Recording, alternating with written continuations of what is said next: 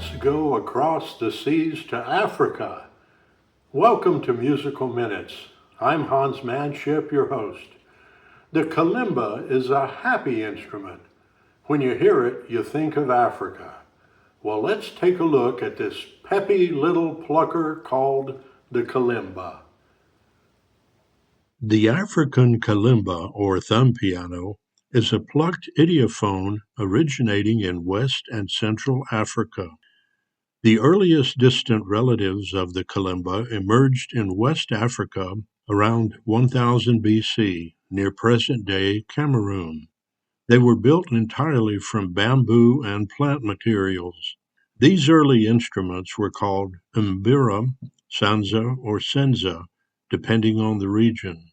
In the Zambezi Valley, the Iron Age produced metal tongues circa 1700 AD, creating a close ancestor of today's kalimba.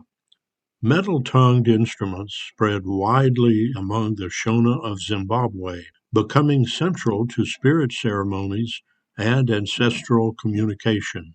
In 1586, a Portuguese missionary, Father dos Santos, described a nine-note iron rod mbira in Mozambique, already ancient by his time as, quote, producing a sweet and gentle harmony.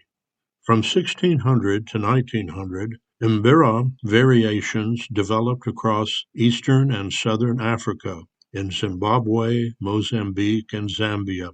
In the 1950s, ethnomusicologist Hugh Tracy created a standardized Western-friendly version and named it Kalimba.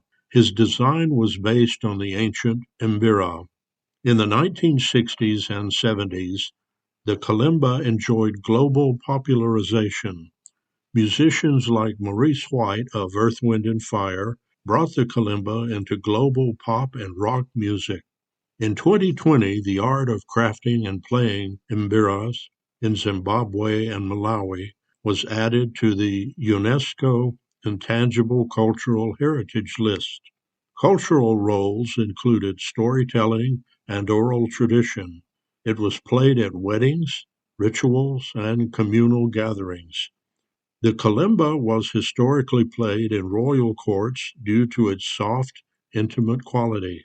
Classified as a plucked idiophone, traditional materials, bamboo, gourd resonators, iron tongues, later recycled material, such as nails, even bicycle spokes, were used during colonial restrictions.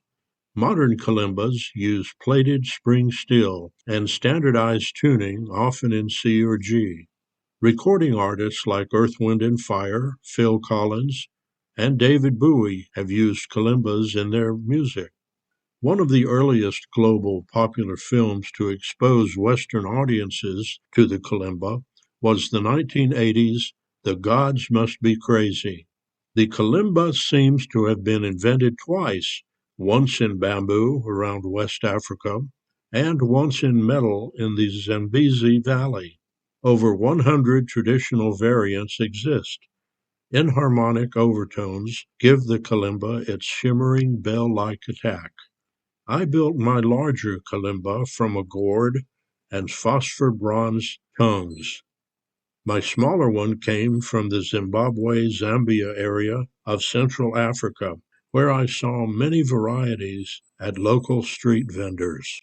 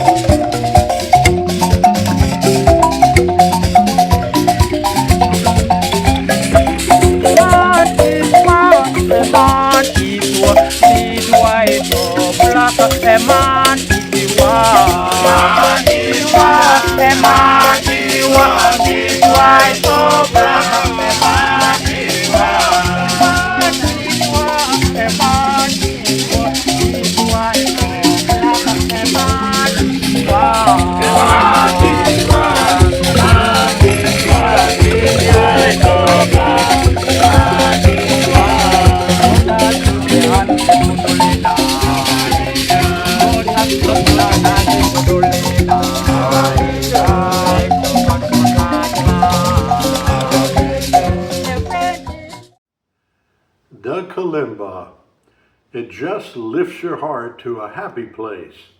Hope you've enjoyed this episode of Musical Minutes and will join me again as we pursue the world of instruments man has made to enjoy God's creation of music. Blessings.